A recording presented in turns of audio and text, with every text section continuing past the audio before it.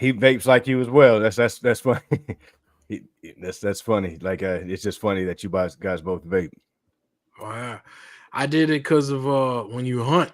You know, when you hunt, animals can smell a cigar or anything like that. So I had to switch up. Yeah. I had to switch it up. Switch it up.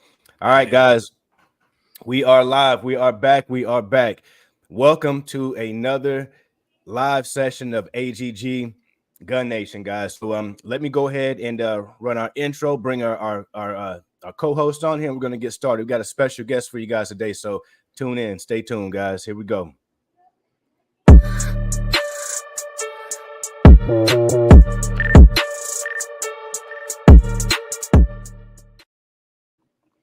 All right, all right.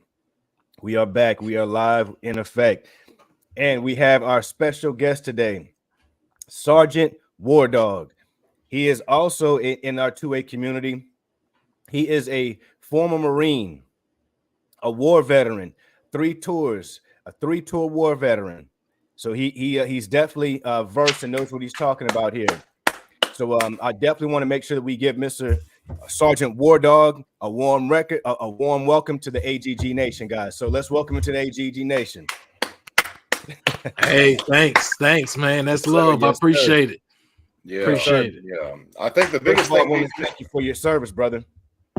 Appreciate it. I definitely appreciate Absolutely. it. Yes, my father is a retired Marine, and as he states, once a Marine, always a Marine.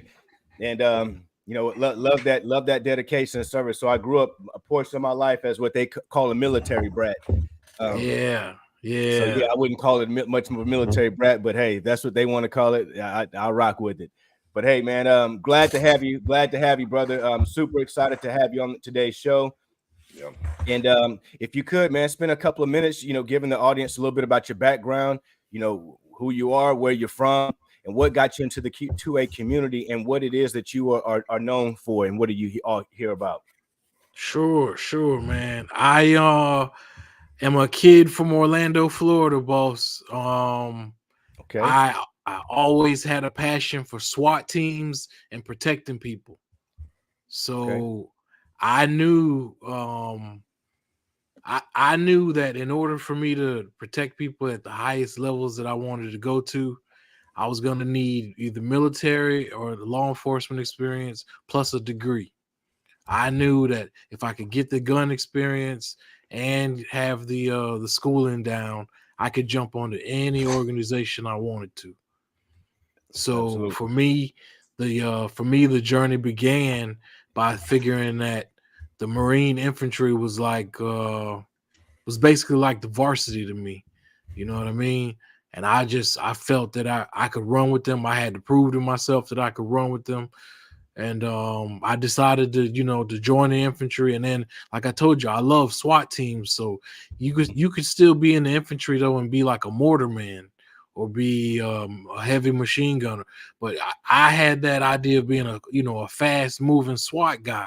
So I chose rifleman because I figured that would put me, on the kind of path that I was looking for career wise. So I joined the Marines straight out of high school. I did have a bunch of college options and full ride academic scholarships, but like I said, it was a passion. It was a statement. I had to prove to myself that I could run with the Marines. And the reason I love the military so much, to be honest with you, all branches, man, when it comes to their operators, people forget that none of the military guys are one-sided. You know what I mean? It's like they're also great with a pistol, but then they can also throw on 100-pound backpack and go for miles. They can also swim. They can also do some dope hand-to-hand fighting. They can also run. And I mean run like hell. If you do nothing else military-wise, you will be running, whether it's with weight or whether it's, distance-wise. I love the fact that when you run into military shooters, they're not one-sided, man. It's not just all that they can do is handle a rifle and that's it. No, they know how to handle a knife. They know how to handle a grenade. They don't, you know what I mean? I love the fact so that stuff like that is what drew me into figuring what would give me the best options to learn survival. And then I kept looking towards the infantry, and I'm a city guy from Orlando, man, from Mickey Mouse Town. So I wanted to get out of that city guy mode and learn to survive. You know, the little survivalist side of me came out. So like I said, I chose the infantry, went to Marine boot camp, went to the Marine School of Infantry, and then wound up stationed out in California, and I was in the desert. Remember, a kid from Orlando. I went to boot camp in the swamp. I went to infantry school in the deep forest of North Carolina.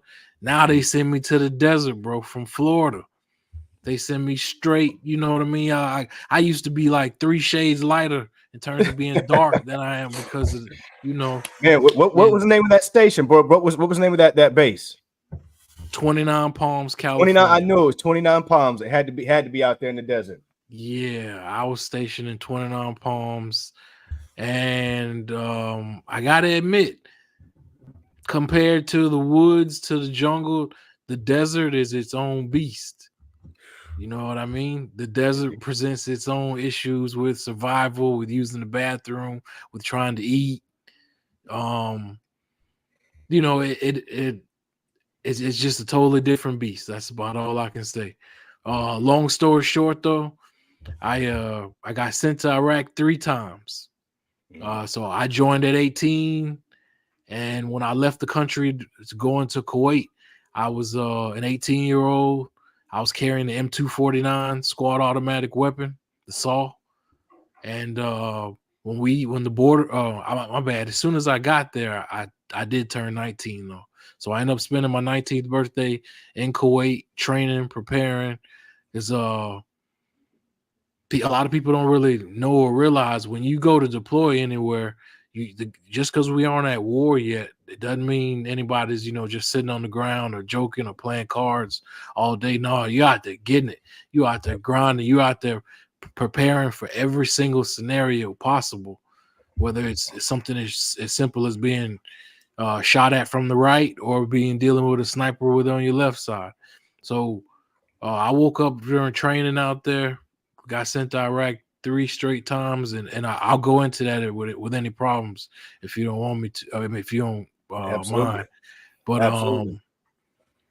I did my 3 times. Got out, went to college because I still had that plan of trying to combine military with a college degree, and I knew, you know what I mean, the more combat experience you had better chances of being able to jump on to any of the federal agencies or, you know, military. You know, you just had better options. You know what I mean, in terms of. Yep. And I don't mean better options just in terms of pay. I'm a guy who's all about options and missions, man. So I'm all about what are you doing. So yeah, I went to college, majored in international relations.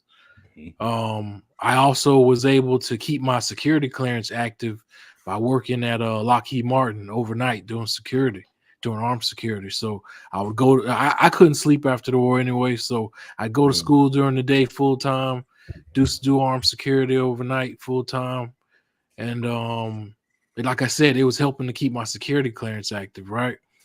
But was this after the military or was this after the first tour? Oh, I'm sorry, that was after the military. I was gonna be quiet for a minute because I know I've been rambling a little too long. But if you want me to go into it, you want me to get into it, I'll get into it now. Yeah, we would love for you to go into your experience over in Iraq. You know, we definitely would love to hear about your tours and your experience over there. Some of the things that you saw, the weapons that you used. All right, that would be great for our audience. Great. Let's walk you through the whole thing then. Just like I said earlier, then when I left the country, I was 18 and I was carrying the M249 squad automatic weapon. Fires 200 rounds a minute. I can hit her with a good out to 800 to 1,000 yards. I turned 19 about a month later once I got to Kuwait, and then the month right after that is when the Iraq War started. So I was there with the unit that actually went all the way the furthest to Baghdad, and we got there first when we are the ones that pulled down Saddam's statue. So if you can remember any of that from that time period, when everything was hot, there were no safe bases yet. Baghdad didn't have the green zone or any of those safe areas yet. The whole damn country was hot and hostile, and that's what you expect. You know what I mean, when a war starts and you're on the front lines. Mm-hmm. Absolutely, brother. First of all, before you continue with the story, there's something that you mentioned earlier that I definitely want to commend you on and speak towards. AA, and that is what we traveled in to.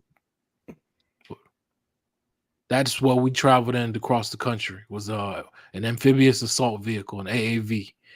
Okay. The AAVs can hold probably about a good 15 to 20 men, but because of manpower issues, and because we were stacking so many men to get ready for the war, we probably had about 25 guys in my AAV. Right. And the an AAV is the type of thing that it rolls on the same types of tracks you see on a tank, only obviously it's on a much different weapon. This is meant to hold men, and you do everything in there, bro, except number two. You sleep in there, you eat in there. The top opens up, so you have guys that are out on the rooftop watching all the time. And then while they're up top, you're down below, either trying to eat or sleep or clean your gun, whatever it takes. But we rode for 21 days straight to get to to get from the border of Kuwait to get to Baghdad. And I'm sorry, I forgot to mention, being there for the first day of a war is one of the most crazy, amazing, and just all out, I want to say, dope things you can ever see in your life. You know what I mean? If you're a gun guy, if you are, you feel it on that level, the first day of a war, you are seeing our Air Force drop bombs for like 10 hours straight. I mean, all the kind of stuff that you dreamed about doing and why you joined the military, or the kind of stuff that you might like to see in movies, you're seeing it right there in front of you, live and direct. And like I said, the reason I chose the infantry, I chose the grunts, because I like to see things from the front seat, from the front row. You know what I mean? And for me, that meant being up on the front lines to see, damn, what is this war really like? What is it really about? Can I handle another man on this battlefield? Because there are no weight classes in war, right? So whoever you run into, and whatever gun he happens to have, and whatever his size and whatnot, whatever be, that's what you got to deal with, right? And age doesn't matter either. Age does not matter a damn thing. Like I said, I was 19, going against grown men, married men with families and kids in their 30s and 40s and 50s. It wasn't just young guys.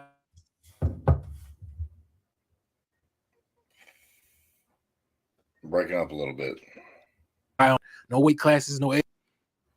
So yeah, the first time, man, we scrapped. We would hit different cities and villages, and I did something a little different. I happened to memorize.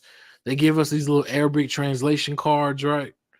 I happened to memorize the Arabic translation card, so I could say the basic stuff like, hey, we're Marines, or we're Americans, or do you have a gun, or stop, or put your hands down. Just the basic military commands I managed to memorize during some of the free time that we had, and I just stare at the thing. You know what I mean? So when we got there, there were times where we didn't have an interpreter, but I was still able to talk to the people. I was able to say enough like, hey, get up. Hey, we're the Marines. Hey, do you have weapons? Stop, So I did get used a little bit. I would get pulled off my regular. I mean, I still carry the same gun. I was still carrying the saw, but I'd get pulled off my saw gunner duties. With a saw, you want to be somewhere elevated most of the time, on rooftops, on second floor windows. You want to have the best vantage point, because that thing can hit out to 1,000 yards. You know what I mean? But so for them to pull me off of the rooftop of where I could effectively, hit targets farther out to come and speak to people. That just told you how bad we needed interpreters when the war jumped off, man. But I'm gonna tell you, there's a few things that freaked me out about the war, the first tour, right? I didn't know that homosexuality is so rampant in Iraq. Wow. I didn't know that, right? So Coming from the Iraqis? From the Iraqis, bro. What you see is they call the joke that we like to say is they use the women just to keep the family name going. Right? They have sex with women just to keep the family name going. Yeah, procreate. Right. Yep. But they have fun with the men. Right. So they will have a woman just to save face, just to have kids. But I didn't realize it was so big, man. So I would get people down over there and they do this little symbol where they rub your two index fingers together. And they come up to me like, Mr. Freaky, I like you. You freaky. And I'd be like, bro, don't you see this big ass motherfucker gun in my in my hands? You know what I mean? Your ass out my face. Yeah. Man. Yeah. Then also I didn't know that they use their left hands to wipe their asses. All right. They don't use toilet paper. They use their left hands. Yeah. So when you talk to someone with your left hand, you are giving them the highest versions of disrespect, that you could think of. Like, so if you and I are arguing and I'm pointing at you in your face with my left hand, that's ultimate insult. If I do anything with you with the bottom of my shoe, that's letting you know that I think you're lower than the dirt I walk on. Yeah. So if you see them doing things with shoes or stomping or throwing shoes at people or the best example I can think of is when we took down Saddam's statue and they were using their shoes to beat on it and the pattern. I remember seeing those images. Right. That was their way of saying, screw you to the highest levels. So those are just some of the cultural things I didn't know about and didn't understand at 19, running into. But as I said, man, it took 350 miles and 21 days of riding in the back of the AVs, and I honestly never knew where we were going. I never knew we were going to be one of the units to head all the way to Baghdad. I didn't know that was the objective for us. I just know my job on an individual grunt level is to stay alive and to keep fighting the enemy and to take care of my bros. That's all I knew. And that's all I focused on. So, yeah, I was actually, constantly worried and running about, hey, am I going to have my mag reload times fast enough? Am I going to be able to get this gas mask on fast enough if they actually do hit us with scuds and stuff like that? Right. Or hit us with, we worried about chemical weapons, right? Let me tell you the truth about chemical weapons, right? While I was there, right, on the way to Baghdad, not far from the capital, not far at all. While I was there, we ran into a site one day full of chemical barrels. And we were told, okay, we need you to sit here, Marines, overnight to watch it. And within 24 hours, someone from either the agency, CIA, or the FBI is going to come and, check out the area. So, within a matter of hours or whatnot,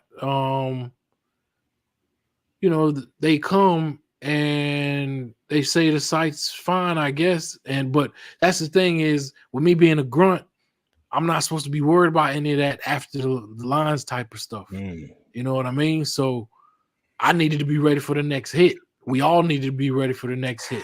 So I never got to hear back whatever happened to that facility or what happened. Or, I mean, obviously it would have helped when they were making all the arguments about there not being chemical weapons or whatnot. It would have helped to say, yeah, well, the Marines did find this facility full of barrels and this, that, and we were able to confirm what was in there.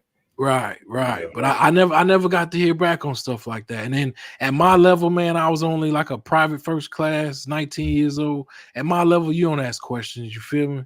especially not at a time as serious as war. You know what I mean? Indeed. I'm dealing. I had to grow up really fast, just as everyone in the military does, or everyone that works around older people. I feel they grow up faster because they have to. Because you working with people that have already been there, done that. They have lives, they have families, they have kids. They don't have the time to be sitting there spoon feeding you and carrying you like a baby. So you, as a younger one, you got to up your game and be ready to rock and ride with them. And on a war level, that meant, even at 19, I needed to be ready to be fighting next to the guys who had been in the Gulf War, guys who were 40s and 42 and already had kids like my age and shit like that, who already looked at me like a little bro, you know what I mean? But that's just the way the military is, you got that whole big family kind of atmosphere going. But eventually, like I said, we got to Baghdad. Oh, I didn't tell you, there's a book, right? There's a book on Amazon. It's called The War in Iraq, A Photo History. Okay. We happened to be, we had reporters embedded with us. So I had guys from Time Magazine and the San Francisco Chronicle, like following our every move. You know what I mean? And one day they happened to take a picture of me crossing a bridge into Baghdad with a dead Iraqi beside me. And this wasn't like a dead civilian. I mean, this was a guy who had some shit strapped to his chest. He was ready to do us. He was a soldier. He was ready to go. There you go. And I gotta admit, man, that's what I hate the most now that you mention that. He was a soldier, changed out of his damn uniform, because that's what you can do in war, in real life. You know what I mean? Yeah, absolutely. If you want to not show that you're a cop, you just change your uniform, put on regular clothes so people won't know, right? That's what happened to us.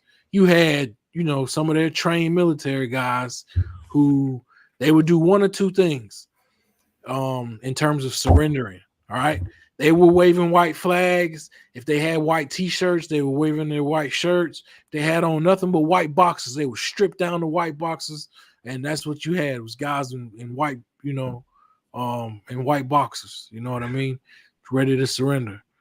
And so they would either surrender that way or they would change clothes and haul ass. So it's guerrilla warfare. They've got the home court advantage. So, like you say, that they got the opportunity to do that. Right. And I got to tell you, man, I'm a real grunt now. So, like, that pissed me off, the fact that they were playing it that way. I was looking for some scrapping. I was young. I was thirsty. Young and full of vinegar, young and full of piss and vinegar. I was looking to survive and to make my name in the Marine community. You know what I'm saying? I wanted to be known that, like, we always say, when you look at someone's uniform, right? You got one side of that uniform that says which branch you're in. You can't help what's said about that side. But the other side is your last name. And you can't help what's said about that name. You can make that your name and stand on that and, develop your own reputation based on work you put in. Right. You know what I mean? So, facts. Yeah. Hey, Sergeant War Dog, I'm gonna take a quick pause and I'm gonna hate to interrupt the story, but I'm gonna take a break for our sponsors. We got a couple of sponsors for tonight's show that I'm gonna throw out there for us, and I think right now is a great segue for that. One of our sponsors for tonight's show, guys, and let me give a shout out to tonight's viewers as well that have tuned in. Whiteside Tactical, they're actually gonna be on next week. We got Big Dre. Shout out to Big Dre. We got my man D80 always showing us love. Dress to Kill Tay. Thank you guys for tuning in and putting up some comments so far. But guys, we've got two sponsors for tonight's show. One of the sponsors for tonight's show is Sealy Optics, guys. Sealy Optics. So as you guys know, they are a here, let me share this with you guys. They are a sponsor that I highlight on the channel quite some time. They send out a lot of optics, guys. So many I hadn't even had a chance to open them all up yet. Optics after optics after optics. But they've got a new one that they're really showcasing, guys, called the Bull Pro. So please go ahead and take a look at that. Go on to Amazon, use the discount code that's in the chat. Take advantage of the 20% code off of that, guys. Great optics, great optics. Give me one quick second, guys. I'm gonna share something with you all. Here we go. Share screen. All right. All right, boom. There we go. All right, guys. So as you can see, here's the website. Just going to quickly give you a quick overview of some of the things you can see on their site. As you can tell, all the optics are named after animals. That's their theme. You got wolves, got cats, bears. So here's the optics, guys. And I'm gonna tell you this before I tried them out, or before we had a relationship. I was very skeptical of companies such as that I never heard of, kind of, or lower budget that I thought. I promise you guys, I've been testing out these optics now for quite some time, and they are solid. They are definitely solid. So want to give them a shot.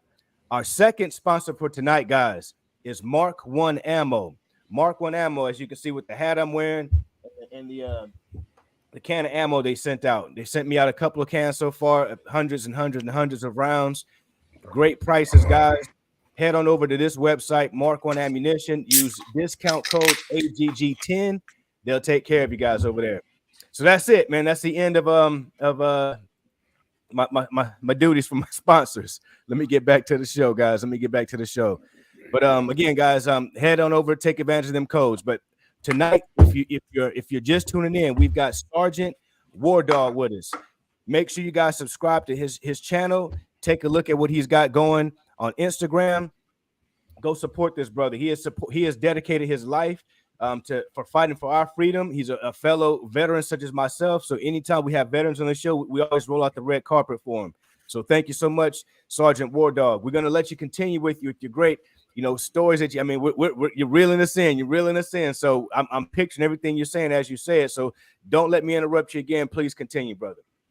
Drizo, right. You got any questions for Sergeant War Dog before we get back going? My apologies, brother. Oh, I do. No, Sergeant, first and foremost, God bless you. Appreciate what you do. I think a couple of my, Marine buddies, my grunts, want to know personally if it's the red or green crayon you prefer the most when you're eating.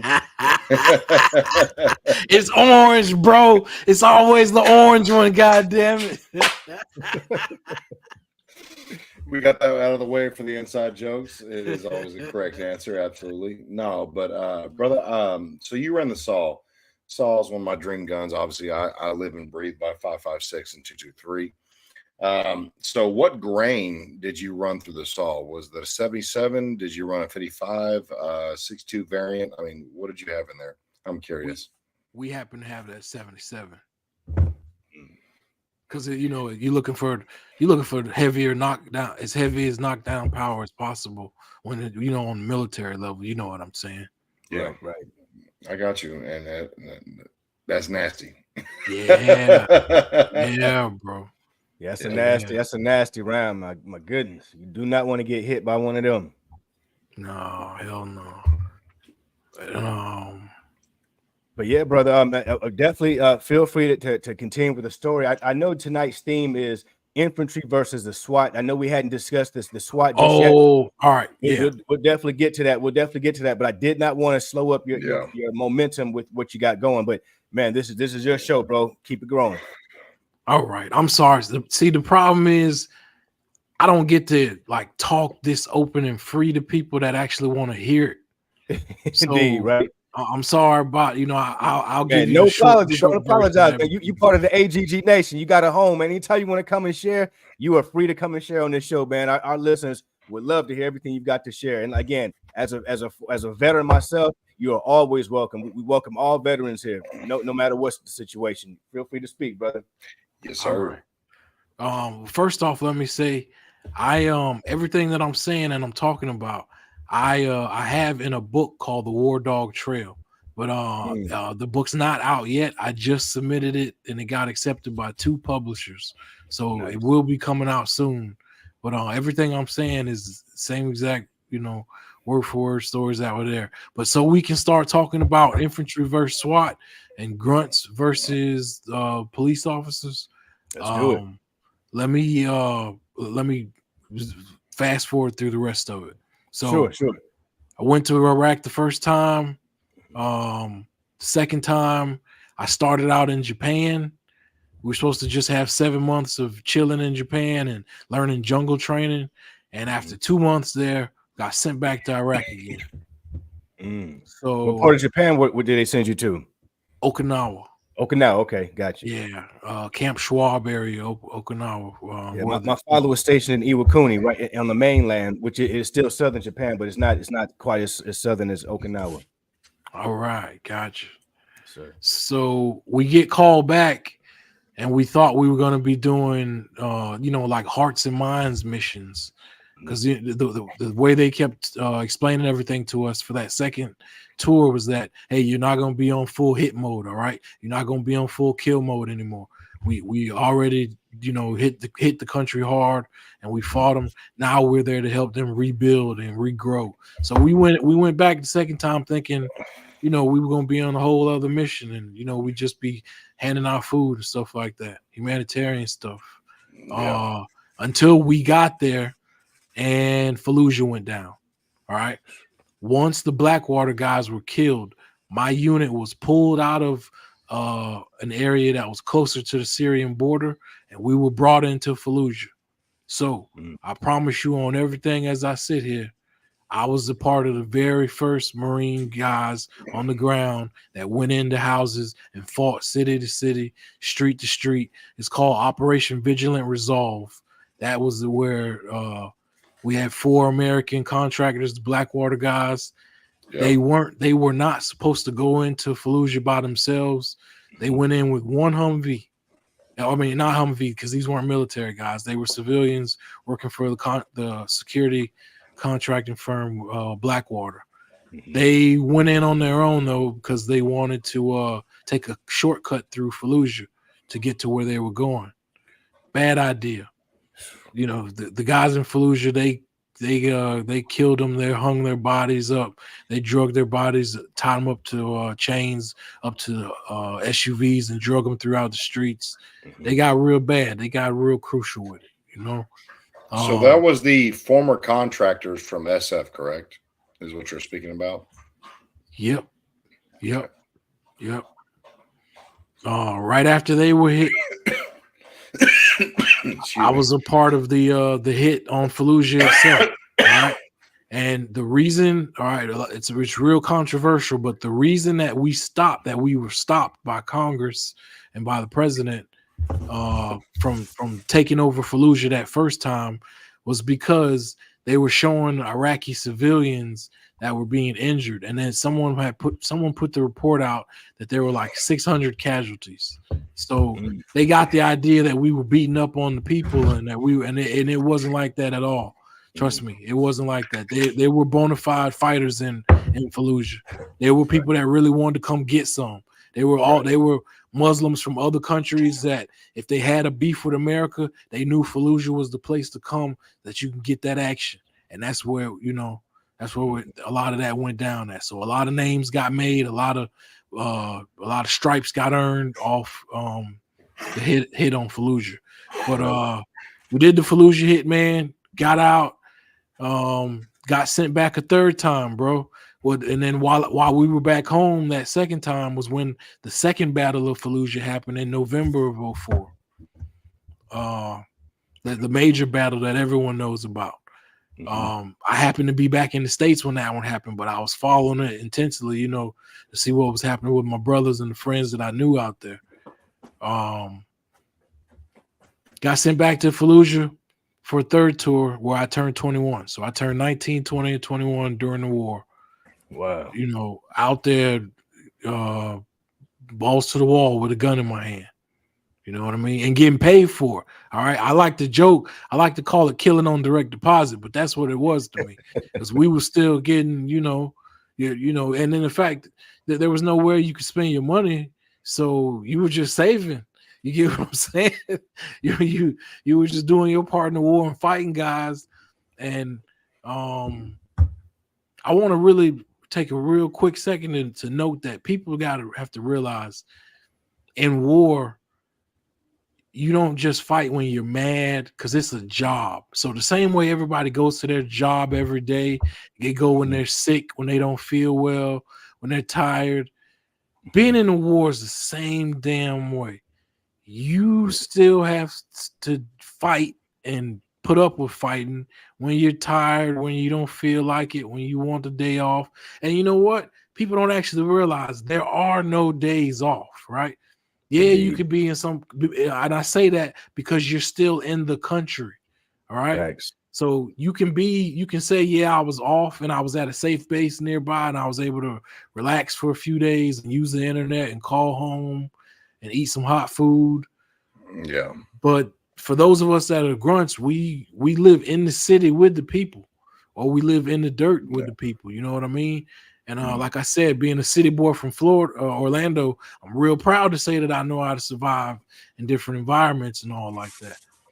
But people have to realize, man, when it comes to war, you don't have to just be mad. I mean, you don't have to just be all erratic or people don't understand the longevity of gunfights in war. All right. I was in a gunfight during that second tour in a city called Al Karma, just outside of Fallujah. All right. About a half hour from Fallujah. Was in there, man. We went in there at 2:00 in the morning. Started to get into gunfights. End up being there from 2 in the morning to 4 in the afternoon. 14 hours. 14-hour gunfight. All right. Wow. Can you imagine that? And then, imagine, most gunfights you see in the streets or in war or something, they're real quick. They're bang, bang. It's bang, bang, and it's over. So if you can imagine you got force on force, train people from the military looking to do some killing and fighting, train people from the insurgency or the enemy or the former Iraqi looking to do some fighting. So I'm telling you, there are all kinds of heroic tales and stories that come out that never get heard or found out. But I'm going to tell you, it'll make a man out of you to go through several 14-hour, 3-hour, 5-hour gunfights. Right? I mean, because it's on that level to where you always have to be a thinking man. All right. Yeah. And that's what I try to get guys who go to the range to understand. Going to the range with your pistol is one thing and it's great.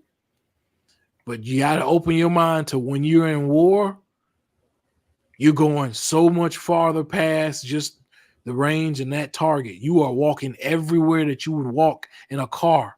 You're either on foot or you're in some kind of vehicle, and it's war that way. It's just the real deal. All right. But that third time we went back to Fallujah, we went because they needed to have elections. They needed to have elections for their Congress or what they call Parliament. So we needed to be back so we could provide security for their elections. So I spent 16 hours on the rooftop, man, watching the Iraqis vote for the first time in their whole lives. And you run that with a saw? Yep. Up there with a saw. And it was crazy to me to see firsthand what democracy would look like, or their attempt at democracy by seeing people, even women coming up, because Saddam wouldn't let them do any of that. His elections were rigged. He didn't let women do it. So to be up there, it was kind of neat to like, yeah, I'm looking out for suicide bombers or whatever, but I'm also watching like history being made right in front of my eyes at like 20 years old. So we went that third tour though, and the only significant thing I can tell you that happened that third tour was I tore my MCL in my left knee, man. One night, I happened to be the very last guy in an infantry patrol. We like to call him Tail and Charlie. Right? I was the guy who watches our rear, make sure no one sneaks up on us. Right? Yes, sir.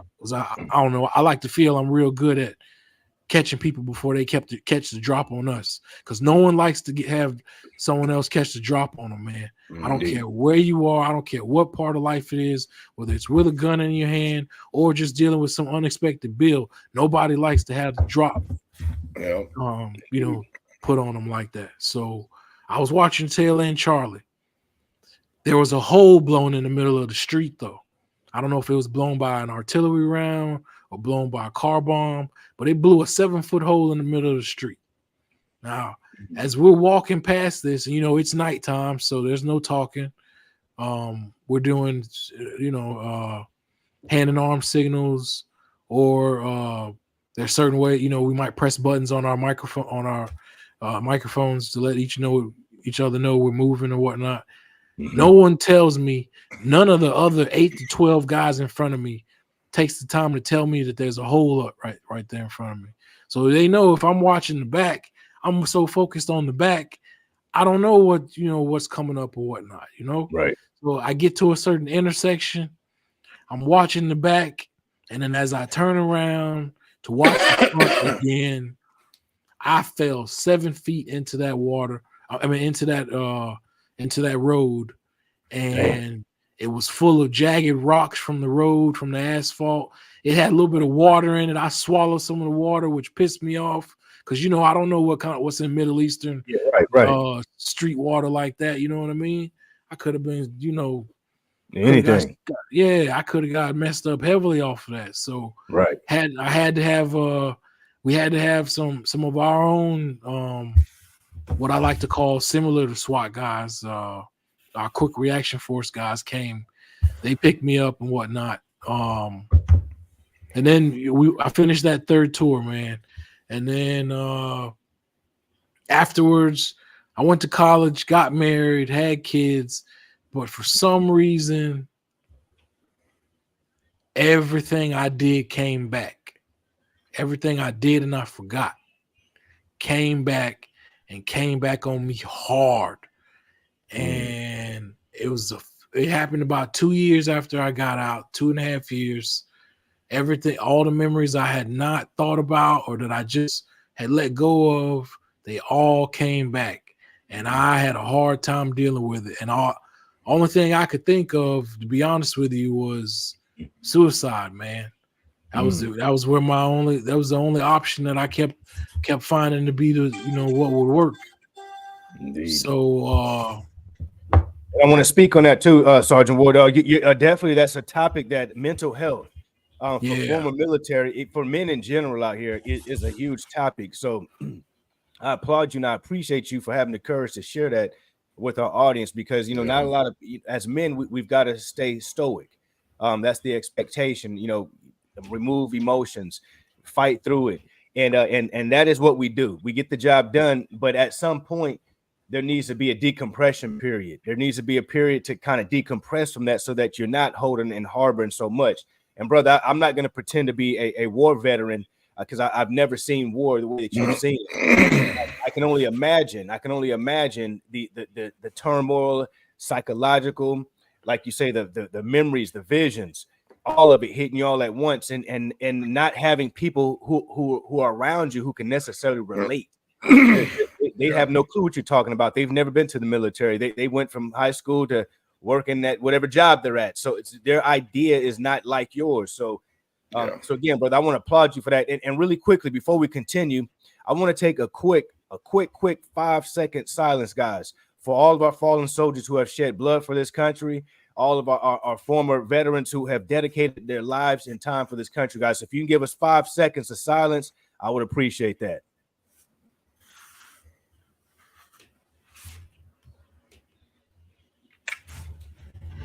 Yes, sir. Yes, sir.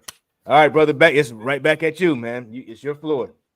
All right. The military is real big on being humble. So I've had to stay humble for a long time, since I was 19, like I told you, about knowing that I have been a paid legal killer on the truest level that there is. That some people are always wondering and questioning what are they capable of in terms of fighting and in terms of being dangerous. I know for a fact, and that plus dealing with the memories that were flooding me, I was going through a mix of being either homicidal and want to go on a mission and want to ride on somebody and want somebody to try me, or I was hating myself and I wanted suicide and I didn't. So I actually ended up being hospitalized, bro, several times. All right. I ended up being hospitalized, got on medication, went to counseling and therapy, and for 10 years I sat stagnant. I mean, I did stuff as far as taking my kids to school and to gymnastics and cheerleading, that sort of stuff, but I wasn't doing any other kind of living, man. I was like paranoid about leaving the house. I was paranoid about hugging people and not having a bulletproof vest on and people being able to stab me. I was paranoid about being in lines and having my entire back exposed, to somebody I don't even know who could stab me. Right. I had real bad paranoia issues on being attacked or being killed by somebody else. But after those 10 years, man, of not really doing much but trying to get myself back right, I started the camp in 2018. And I bought a little bit of land down in Florida. And then from there, I started to hunt. I started to hunt wild hogs, because you can hunt hogs and you can still use your night vision and your thermals, and you can feel just as comfortable as you used to feel in the war, but now you get to use it in a positive way and a legal way. Right. So something about doing all that made me start carrying a GoPro. From there, man, I started a YouTube channel and I started a web series called SgtWarDawgTV. I'm trying to get my own hunting show. That's my ultimate goal, is to get my own hunting show, bro. Is that the name of your YouTube channel, SgtWarDawgTV? That's right. That's right. Okay, yeah, I'm gonna run that across the body, guys. Make sure you go subscribe to that channel. Yeah. Everything for me is about trying to have my own hunting outdoors / military show eventually. So I got the GoPro, got a YouTube, went ahead and incorporated the business as a nonprofit, and then I started a podcast.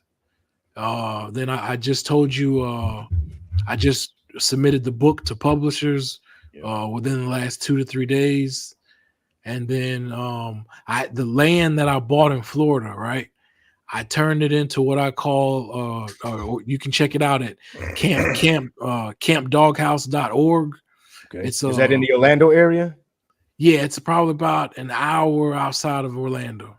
Okay. Nice. I got family down in Tampa. I used to live in Tampa before I relocated back here to Atlanta, so I know that area pretty good. All right.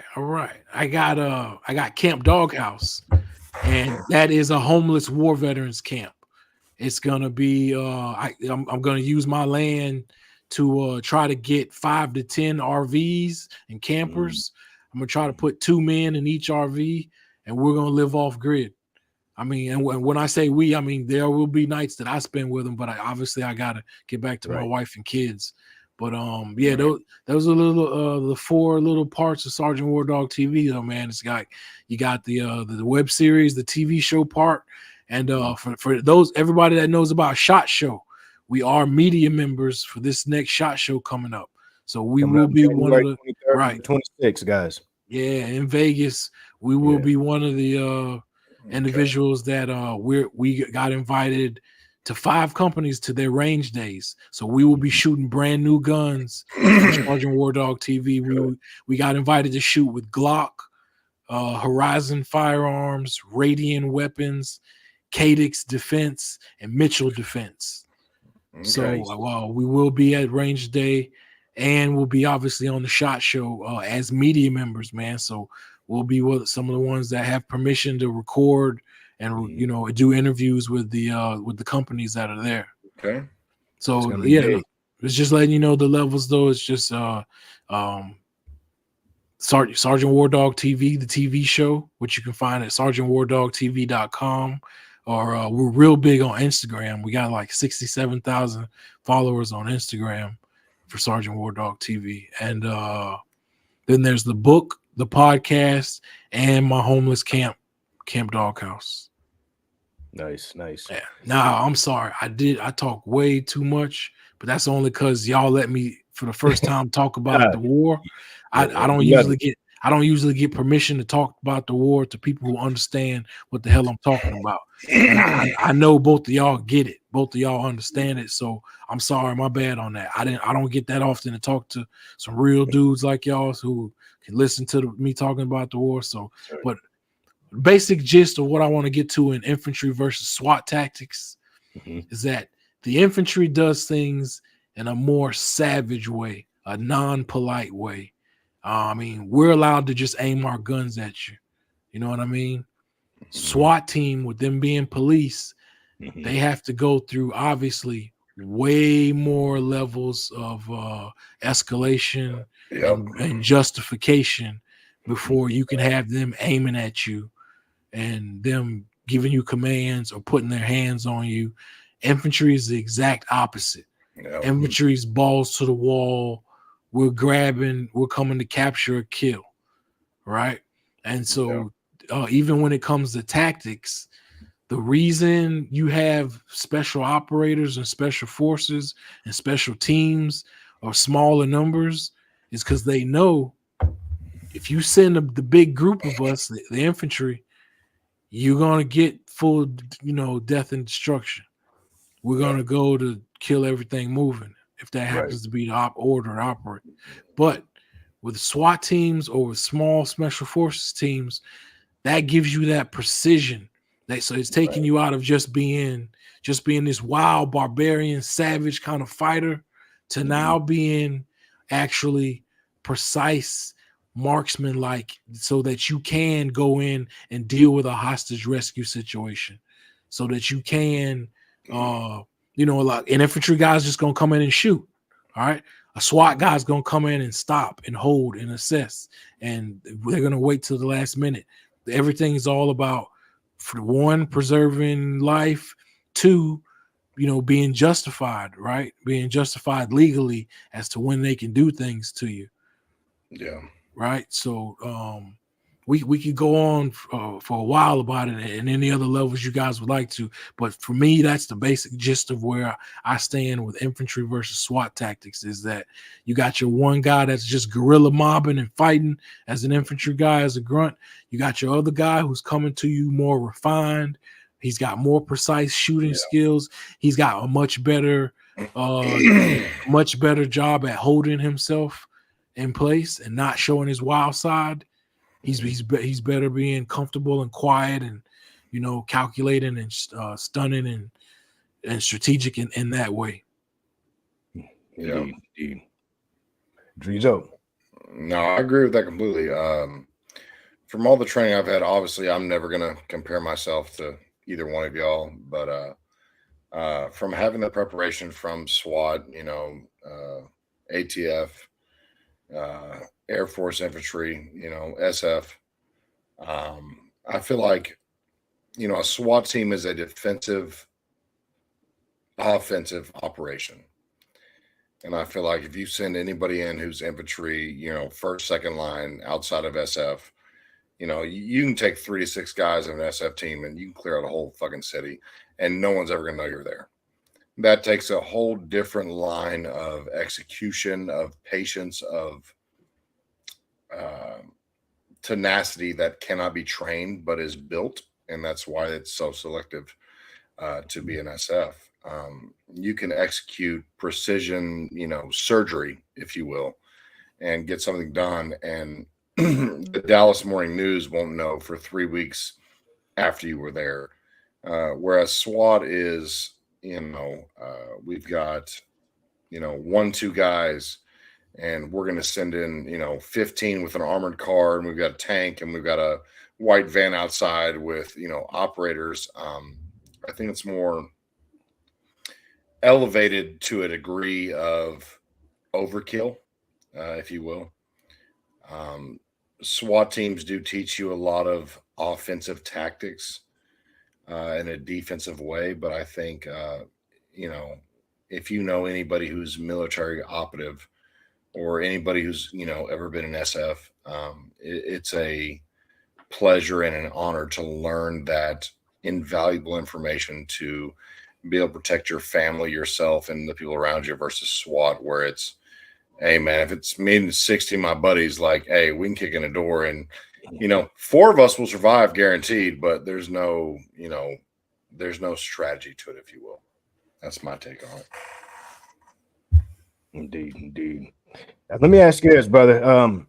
I know that I was listening to your last podcast episode, and you brought up a this is for Sergeant WarDawg, brother. You brought up a important part, a topic that I agree with you 100%, which is fake operators, or I won't say fake operators, but people who have seen no type of war, whether it's urban warfare here in America or military warfare abroad, but they are 100% experts on tactics and techniques. What's your take on that? I mean, I'm not saying that you got to be in war to know, but sometimes I think being in war or having that experience does put you ahead of theories and yes, things that you think are practical or applicable. So, what are your thoughts on that, Sergeant WarDawg? I don't know how you guys are gonna feel about it, but it was that was a rant that I made because I interview a lot of influencers on my show. I've interviewed the big ones. I've interviewed like Black Rambo or Jada Shooter. It was bothering me, man. It was bothering me when I was talking to them about their backgrounds. Like when I was talking to everyone I was talking to in my series, I was feeling like there aren't enough either frontline military or SWAT or really experienced contractors as influencers that are leading the way. All right. What I came to feel and realize is, because I tell the guys when I introduce myself, I introduce straight up. This is who I am. This is what I did. I was a grunt. So yeah, they know when they talk to me, they need to come correct and real as far as telling me what they are and what they did, because we're on the level where it matters. Right. So when they actually told me what they were doing in the military, it kind of let me down a little bit. I mean, I was thinking what everybody else thinks. You look at it and say, oh man, they must have been this and that when they were in the military, or they were doing whatever they were doing before now. But then like I said, I ask them, and I'm not going to get into specifics, but I ask them and they tell me their specific job, or tell me, either tell me one, they have no experience like I thought, that they're just a civilian who happened to, one guy told me he was a civilian who happened to get robbed twice at gunpoint. And that's what led him to love guns. And I'm not taking anything away from him. That's what led him to love guns and to now be a leading name amongst influencers in the outdoor industry. Wow. So I'm not saying now that it needs to be all military or all law enforcement or nothing like that. I just meant more like, I thought the ones with the most followers were gonna be the ones that were from operator backgrounds. I totally get what you're saying, brother. It's like me and Dreeza have spoken about it. I let Dreeza know that a lot of my childhood was spent in a gang infested environment in Los Angeles and in Arizona, all just the West Coast and period. And warfare, it's not the same as in a war, military war, but the stress, the tension, the constant, it's a different world. It's a different world. Things have definitely calmed down and changed, but I say those things to say this, brother. That's like me saying I'm gonna look for an influencer who is a gang expert, right? But then you talk to them and then they say, oh yeah, well I lived around there, but my cousins were in it, but my uncle and them, but they've never participated or have any. And I'm not saying, again, like you're saying, we're not saying you have to have done that, but I totally can respect what you're saying. And that's why I decided to call my channel the average gun guy, because I didn't want to posture or perpetrate, because it's a serious business, brother. Like what we share with people, it could be life or death. So I take it very serious when I'm striving to share information. I don't over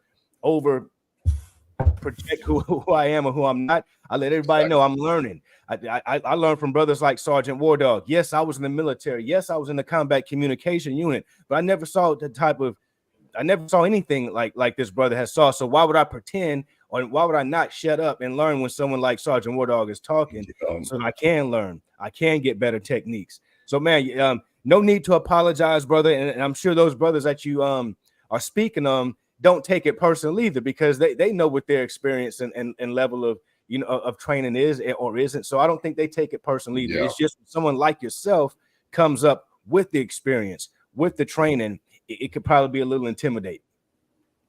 Oh, damn, I never look at it that way, bro. But I really want to say though that I just had a problem where if you love guns so much and you're ready to fight and you're teaching people that how to be ready and how to be prepared for something.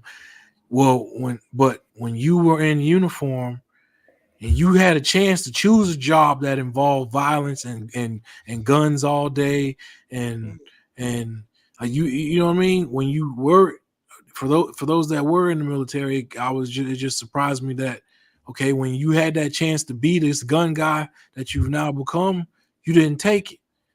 Right, and so it's like, well, damn, why would they listen to you when you didn't choose to fight, at the highest level you could? No, you're absolutely right. I agree with that 100%, Sarge. But why would you what if scenarios to death like you've been there? Because all instructors will what if you. Right. I mean, there's nothing wrong with that. You're preparing the mind, you're getting you ready, but there's sometimes that where guys are they're pulling out of their ass to be honest. That's the only way I feel I can say it. Yeah, good. Okay, so do you feel like you feel like that's the part of the side that's been in the military that was quote unquote, let's say, in the reserves for 2 to 4 years, or the guys that became a cook and they cooked, in Kentucky for 8 years and never saw a shrink combat? Or do you feel like it's the guys like me who, like, we were never in military, we're never going to claim that shit, but we were fortunate enough to learn from such and such combat military veterans, apply that to our day-to-day lives and try to use that in an urban environment? Or do you feel like it's only for the guys that didn't choose when they were in to go forward into that next level of defense? Well, no, I'll be honest with you, bro. I had to mature up and open my eyes and realize I was actually kind of wrong as hell, because in the mainstream way of how it's going, it's all entertainment, bro. So nobody gives a damn. It's entertainment.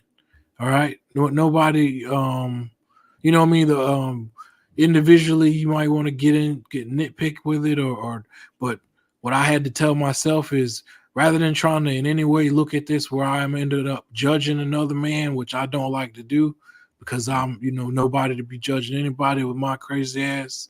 Rather than look at it that way, I was looking at it like War Dog, man, you need to just shut the hell up on that. You actually, it's entertainment, bro. And there are so many things that happen when you're dealing with guns and entertainment that it sometimes might not look right, sometimes might not look tactical, sometimes you might see guys flagging each other or so, but it's entertainment, man.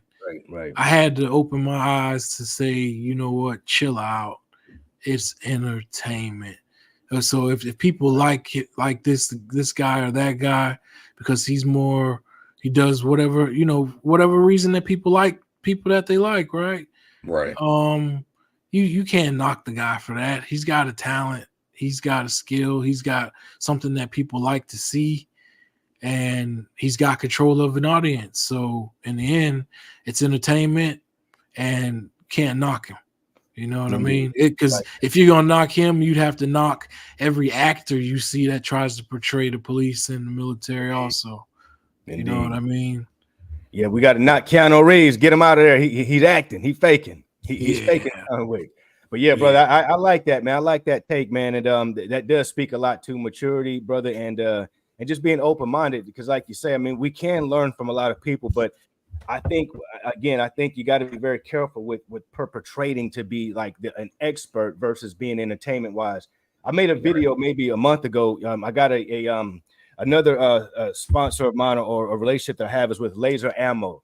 They do dry fire. They have dry fire training and what's called the smokeless gun range. But they have a lot of good things that you can train with to get some training at home. And I did a video like a house clearing video using 3 of their targets just for fun, like say for entertainment purposes, so that I could capture particular feelings with the look of the video. And when you know it, I got people hitting me up. Would you clear your house with, you know, with your rifle in that position? Like they were nitpicking me. And, you know, I didn't take it personally at all because I get it. I get where they're coming from. But I'm like, bro, this was I didn't say, if you want to know how to clear your house, these are the proper tactics. It was a commercial for Laser Ammo. If you get what I'm saying. So what you're saying, War Dog, sometimes it is just entertainment, man. It's a bigger picture to it all. It's just entertainment sometimes. Yeah, man. And people, as content creators, we get it, and that's why you and I are able to have that, that perspective on it. But it's just, you know, when you deal with the general public, you can't control what they like or they say or how they perceive things, because you know, you just never know where the stats and the numbers are going to end up piling up.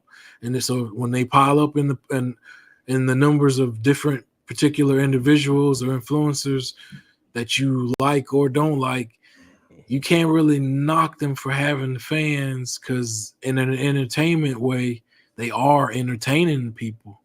Right. They are giving them something to look at. Right. There's something about them that makes people like to look at it. So, you know, it's just, you know, I mean, it's like if you're a TV channel, you can't get mad because the viewer likes other channels too. You dig? Exactly. Exactly. You know what I mean? So exactly. And man, the more people that are you know, this information gets out to, the more people that get involved with the 2A community and arm themselves in our country, which I'm a big proponent of it, as many Americans being armed as possible responsibly. So so yeah, I'm all for it, brother. Right on. Right on. Hey, well, brother, we have reached a part of the show that I've just included that's called a rapid fire session. This is going to be where I ask you some questions and you just tell me the first thing that comes to mind. Oh, okay. So, Sergeant War Dog, you ready for us? Let's ride, baby. I'm ready. All right. Range is hot. Range is hot. All right. First gun owned. Glock 21. Red dot or iron sights? Red dot. Striker fired or hammer fired? Hammer fired. AK or AR? AR. Last gun purchased? Glock 30. If you could be any superhero, who would it be? Black Panther. Glock or Canic? Glock.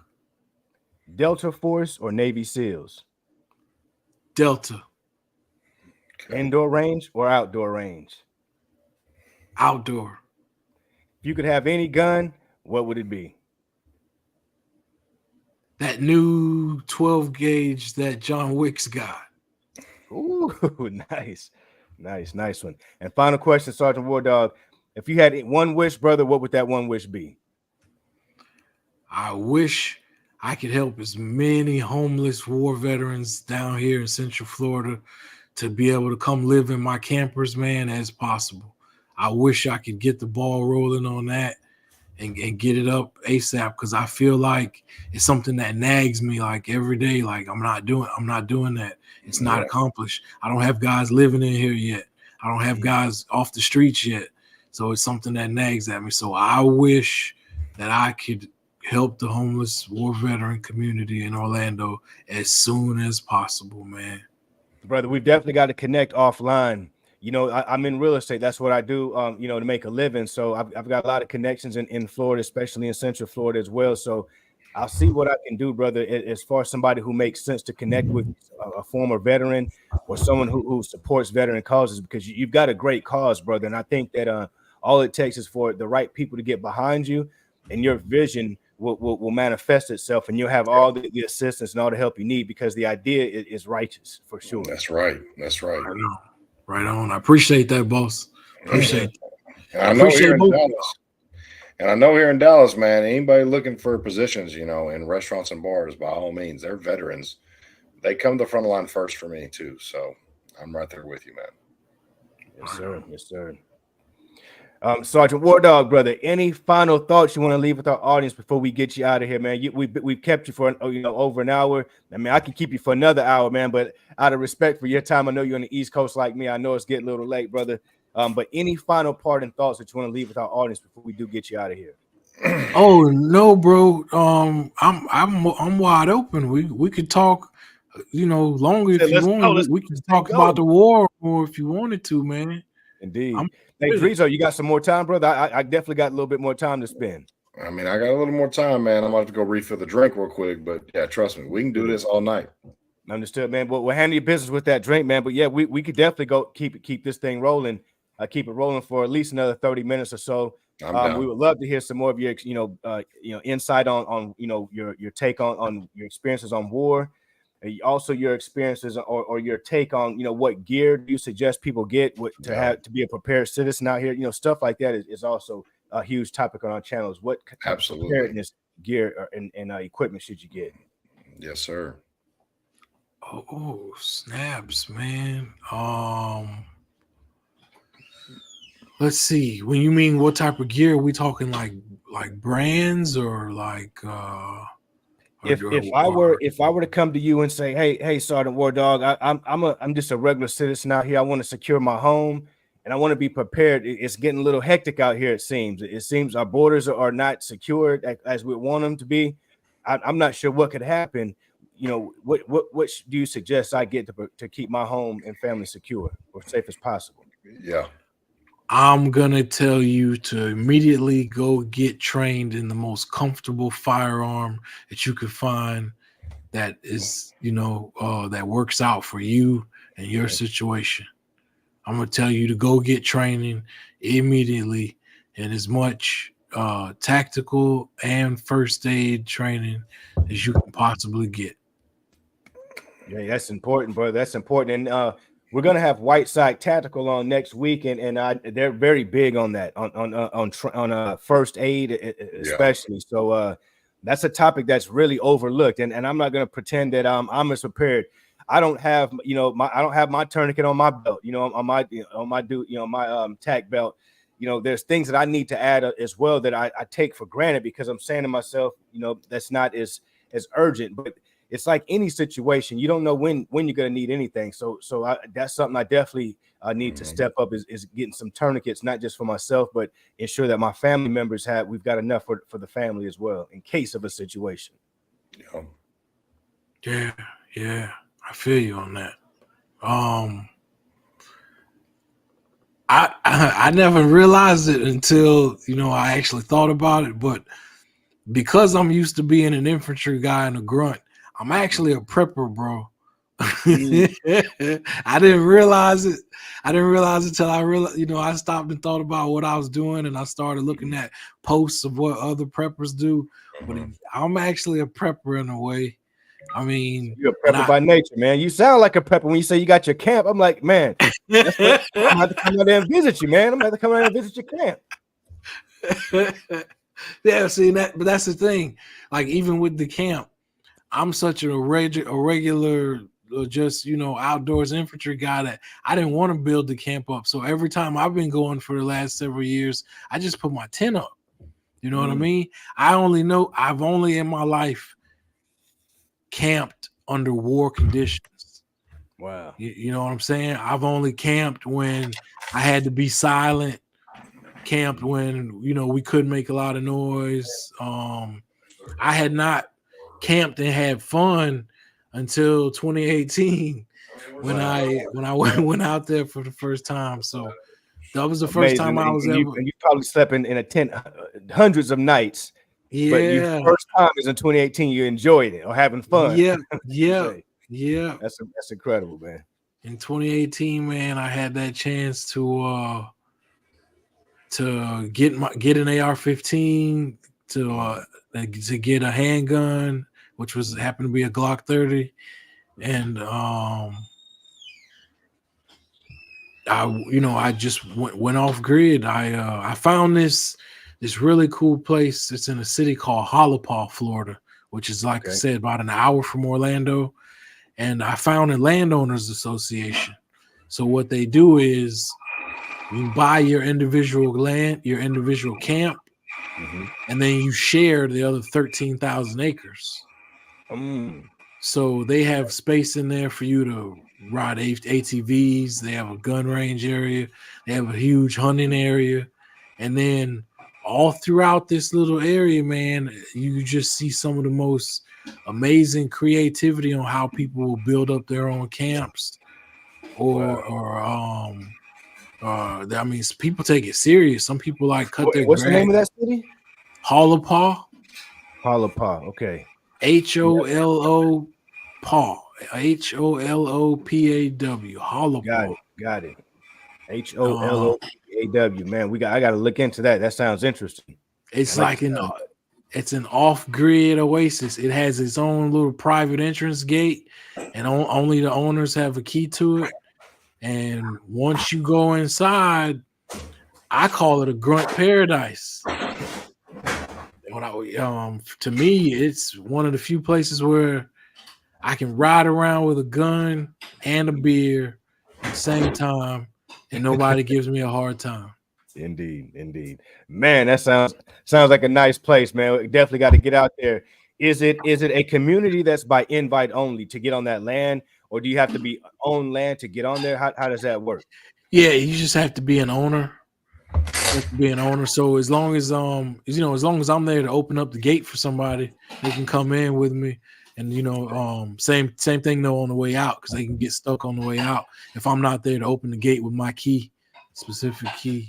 So do they sell like is it like do they sell like acres of land, or how do you buy your land? How is it sold? Yeah, they have different plot packages. So it's like you're saying, you can get like 5 acres or 12 acres, or you can go down as low as like 1 acre or a half acre. Okay. Or I think they do them even smaller. They'll go 1/3 of an acre. If you just want to be able to pull up with a camper, gotcha, and know that you have access to all 13,000 acres. Like I said, you buy your one camp, and after that, the trails inside this place are nationally ranked. So the ATV side by sides, the UTV trails that are in there, they're they have groups from, they have different like truck groups or 4-wheel drive groups or Jeep groups will come to ride the trails that are in there. So it's real top notch. And then for hunting, man, when it comes down to hunting, I put my trail cam out there and I catch coyote, hogs, nice white-tailed deer, nice bucks, man. They're obviously being in that swampland. There's some gators around. But not you have some of that stuff on your channel, some of that footage.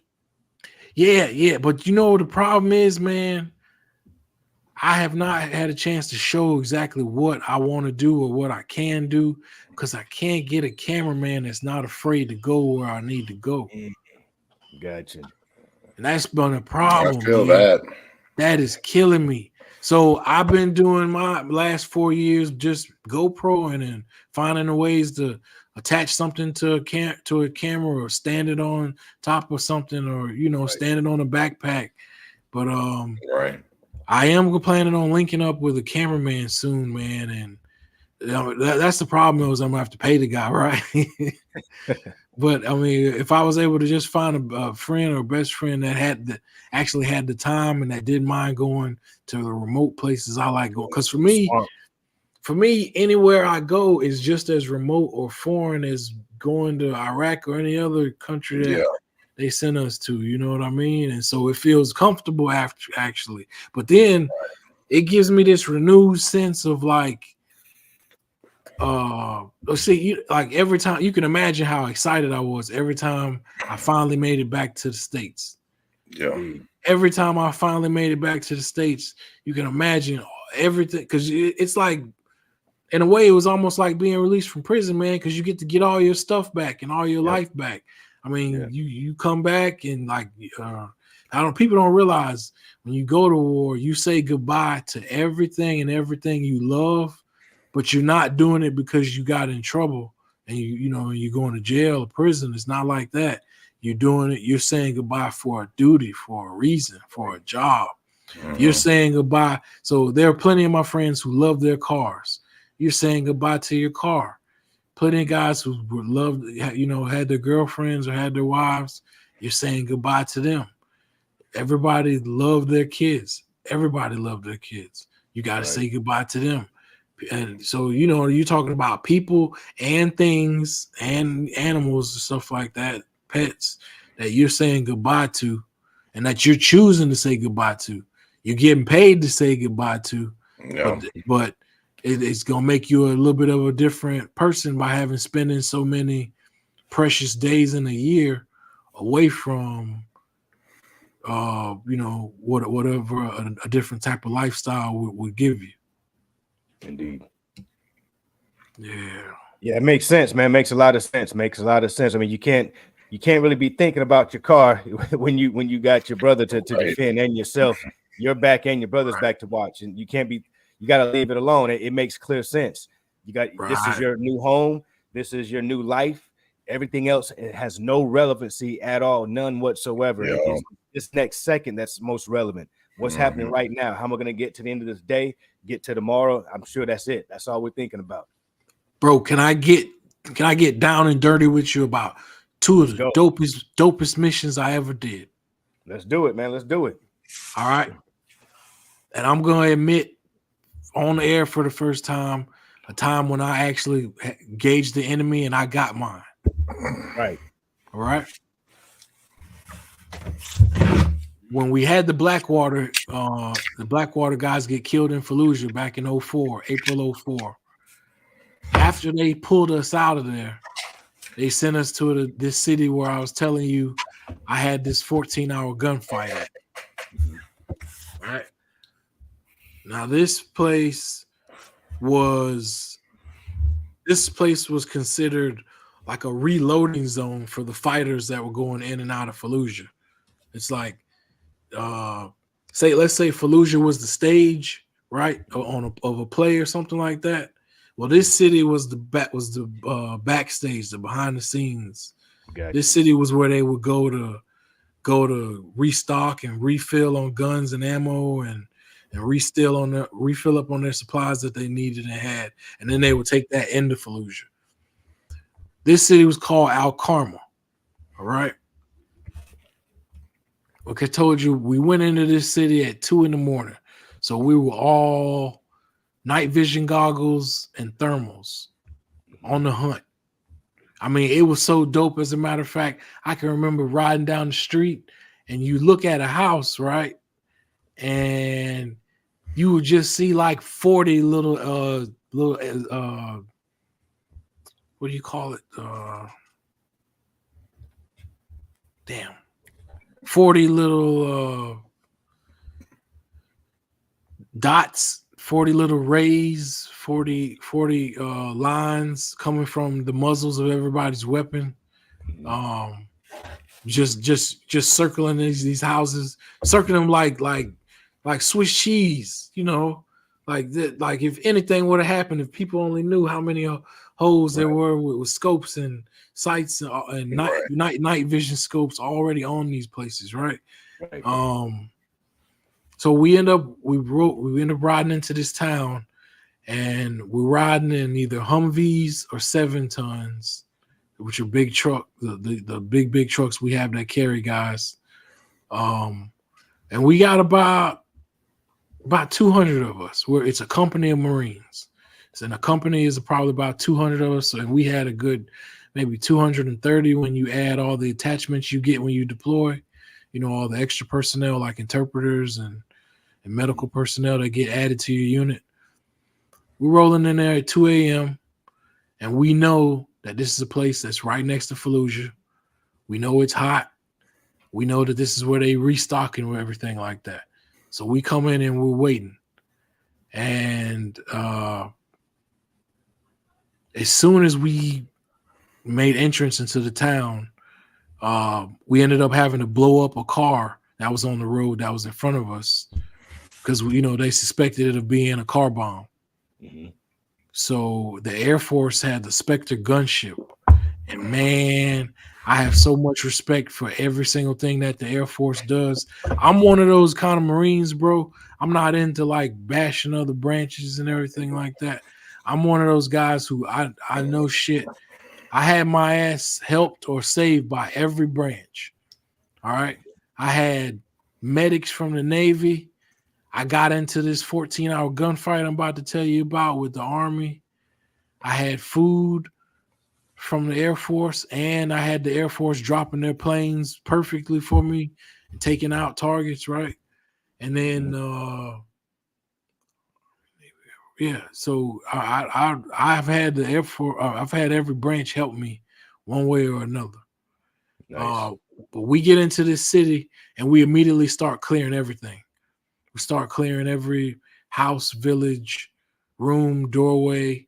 I wish I could get people to realize that part of a war is that when they get used to doing their drills and doing their gun drills and mag drills, they got to consider the fact that they will be in continuous fights or continuous moments or hours where they're just holding that weapon in their hand. They're holding that gun and having to be at the ready and going through bathrooms, going through closets, going through a million places where people can hide or where somebody could just stick a gun. Somebody could just poke a gun out of a window, you know? And, you know, it could be that easy. But we're rummaging through this city, and I want to say probably around like noon, around 12 o'clock, you know, obviously daylight, we start getting shot at from their mosque, right? And we normally don't attack a mosque, right? You know, we respect the infrastructure of a country according to the Geneva Conventions and all. So we usually don't hit. We try not to hit hospitals, schools, churches, mosques.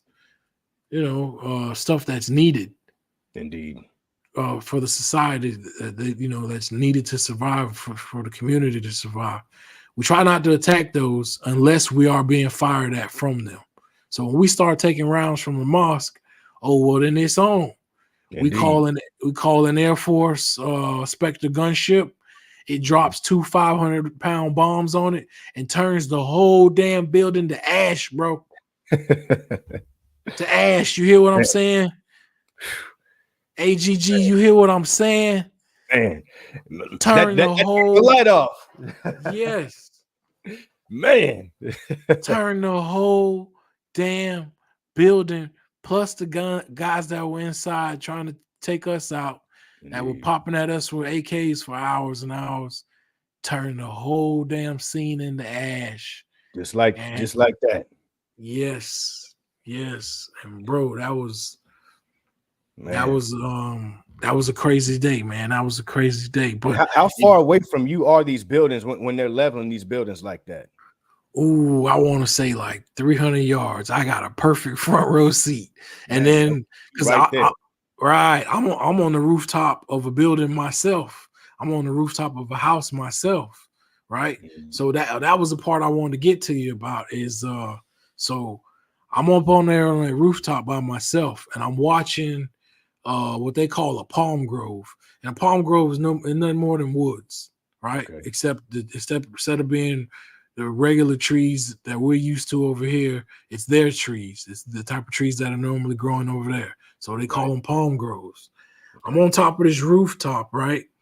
And the city is on smash. I mean, once we blew up the mosque, people came from 360 degrees every direction to fight and to shoot. Man. And it was on. It was like a hornet's nest. So every man took up his little part of the 360. I took up my part being on a rooftop of a building to watch whatever it is that I could see. If you're using your clock method, you know, like, hey, you know, watch my 6. Right. If you're using your clock method, every guy was watching from about his 10 o'clock to his 2 o'clock. You were on some kind of building, somewhere and watching your sector of only what's in front of you without swinging too far to your left or too far to your right so you don't hit your partners, obviously. Right. Out of nowhere, I get 8 guys running at me in a circle. I mean, not a circle, in a line. I'm sorry. They run at me in a straight line. That's what, in a straight line is what we call a ranger file. Okay. So these guys are ranger filing and coming straight at me in a straight line. Now, what they teach you in the infantry, though, is you shouldn't hardly ever run in a straight line, because an automatic weapon can rip through all of you at the same time. Indeed. You know what I mean? And so when I told you I was carrying the M249, I had that saw with me. I had that M249 squad automatic weapon with me. And when those 8 guys burst through the forest, approaching me with guns, ready to do me in, I laid all of them down with that automatic fire. And it was easier to do because they were all running in a straight line. So that one bullet that hit the first one was running through the rest of them and the ones after that. And I got all of them neutralized, right? And then my buddies that were around me started calling and, like pat me on the back on the radio, that sort of thing, because they knew that I'd helped, keep guys from coming into our sector, that sort of thing.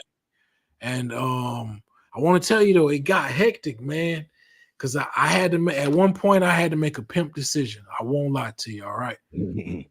If you can imagine, I'm on that rooftop and I got mortars dropping around me. All right, mortars dropping from the sky, all of that, right? Right. Now, but the thing is, I'm on a rooftop of a building. So the question was, like, do I stay there? But if I stay there and it hits the building that I'm on, obviously I'm gonna be taken out first, right? Indeed. Because I'm already on the rooftop of a building of all places, so it's gonna hit me if I stay there. If I stay there and if something happens, a mortar round is going to definitely hit me and kill me on that rooftop. Or do I pause for a second? Do I pick up my M249 and do I get down off the roof? And do I try to go do I try to use some strategy here? Use the best bit of intel that I have available with me on the ground and try to regroup somewhere. Right. Well, since I'm still alive and able to talk to you right now, I got my ass off that rooftop, bro. Indeed. I got myself down off that rooftop, and I ended up, like I said, regrouping with some other Marines to figure out where were the better places that we need to position ourselves with our machine guns that were able to fire out to 1,000 yards like that. Where can we better employ ourselves, whether it was on the ground or whether it was involved getting elevated in some type of building or house, to where we were on the 2nd or 3rd floor again. We regrouped and figured out what we needed to do, where we wanted to go. We came up with the idea that I was going to run back on that rooftop, though, but this time I wasn't going to go by myself. I was going to have another saw gunner, another 249 gunner with me. Okay. So I'm up there and I'm with him, and the craziest scenario happens, man, where we got trigger happy and we took out 2 cows just for the hell of it. So we took out 2 cows just for the hell of it. I mean, like I said, you still got stuff. You got bombs dropping every. You got. It's going. It's dropping. Yeah. It's dropping. And I call the guy I was with. I call him Cowboy. He's a friend of mine from Iowa. I call him Cowboy for that reason, because he and I were up there, and we both kind of got trigger happy, and they were blocking an area that we needed them to move out of. Like I can't get a good shot with this cow in my way, with this 200-300-pound cow in my way. You know what I'm saying? Man, big old cows, man. That's crazy. That's funny. Yeah, but it ended up being a little bit of an issue though, because the people there were farmers, so they needed those cows. So when we shot them, they ran out and they started pointing up to where we were on the roof, and that was a problem. That was a tactical problem in the war, to have somebody pointing at me and aiming at me, right? So I had to start yelling at them in Arabic to get away, to go away, to get in the house, you know, to get away from us and to stop pointing at us, man, because they didn't realize how hot they made the spot for us at that moment by pointing and yelling out whatever they were yelling, but namely pointing at exactly which building we were on, man. But the craziest part is, you know, the story of American Sniper Chris Kyle. Yep, I know. No, I won't say I know it by heart, but I'm familiar with it for sure. All right, American Sniper was at this gunfight, bro. Wow. Okay. He was there. He was there at this gunfight. The only way that you could tell that he was a SEAL and that he was different is that his helmet, like the Marines had a certain camouflage on our helmets. His camouflage was a solid tan color, a solid desert color. And that was the only way that, you know, I noticed that he was standing out as what they call ODA, Operational Detachment Alpha. Okay. That's what they call some of their teams when they break off to help the Army or the Marines or anything like that. Chris Kyle happened to be at that firefight, man. And I only know this because it was confirmed by another Marine of mine that I still talk to this day. Because he was like, yeah, that was him. Don't you remember? And you see him? I saw him, but I didn't know that was him. I mean, how did, you know, when the war's going on, you know, I have no idea who's going to end up being the heroic person to win an award, or who's going to end up being the hero of this, or who's going to end up like him and be the sniper with the most kills. You have no idea you're going to run across a guy like that. All you know during the war is who's a friend and who's a foe, who's, you know, who's the enemy and who's on your side. You know what I'm saying? And he had an American uniform on, so obviously I felt he was on my side. But he was a part of that 14-hour firefight, man. And what I remember the most is as we were leaving there, man, it was like you were leaving a hot LZ or something. We left there on our trucks, but there was no casual leaving. I mean, we all 200 of us loaded up and had to leave as though we were still being attacked at every second, because we were. Indeed. You know what I mean? Like once we blew up that mosque, everybody came out of everywhere. All right. Now, the other op I wanted to tell you about that was really dope did involve me doing something similar to the SEALs, though.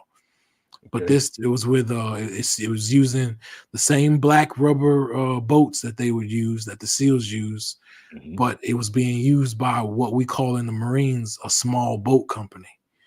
Okay. So I had an opportunity to be up in Haditha, Iraq, which is right along the Euphrates River. All right, and the Tigris and the Euphrates are the same rivers that are mentioned in the Bible. So you're actually, yes, there's desert everywhere in Iraq, but there are actually rivers and, you know, lakes and areas with water. Right. There was an island in the middle of the river, though, that this gun company drove past, and they happened to get shot at from. So after we hit Fallujah, and we were pretty, you know, after you go through a firefight like Fallujah, you're pretty on edge as far as having your gun ready for anything. Right. So we go to this, we get assigned, just 6 of us, to go to this island. It's 4 Marine snipers, and then they need a light machine gunner, which is me carrying the M249, and then they needed a heavy machine gunner who's carrying the M240 Gulf. Okay. You got 6 of us inside the rubber black Zodiac boats, right? And we're on a mission where we're gonna hit this island at 2:00 in the morning, bro. And we're gonna hit it, just 6 of us, because we took fire from it, but we don't know what's there. So this is like a recon / sniper mission. Wow. Right? Okay. It's to observe, but if we happen to take contact, then we are authorized to, bring the noise, to engage the enemy, to the best of our ability, at the highest level possible. Right.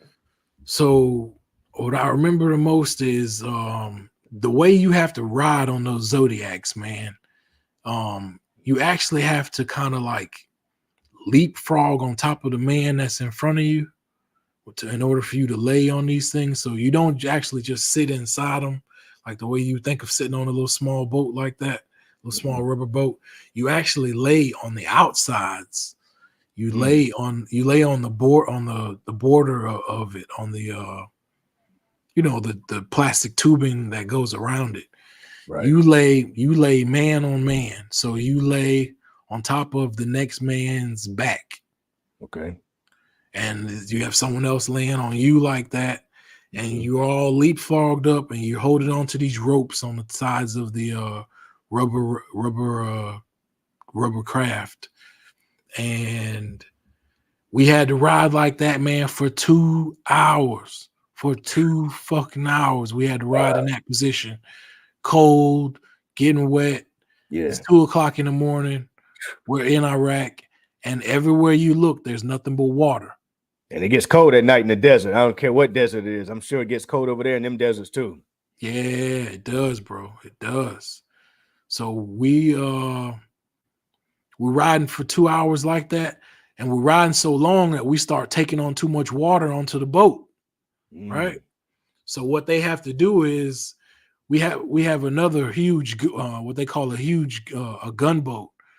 They call it a gunboat. I'm sorry. It's just a huge boat to me that has a 50 cal on it. What they have to do is drive us over as all six guys, 4 snipers and 2 machine gunners.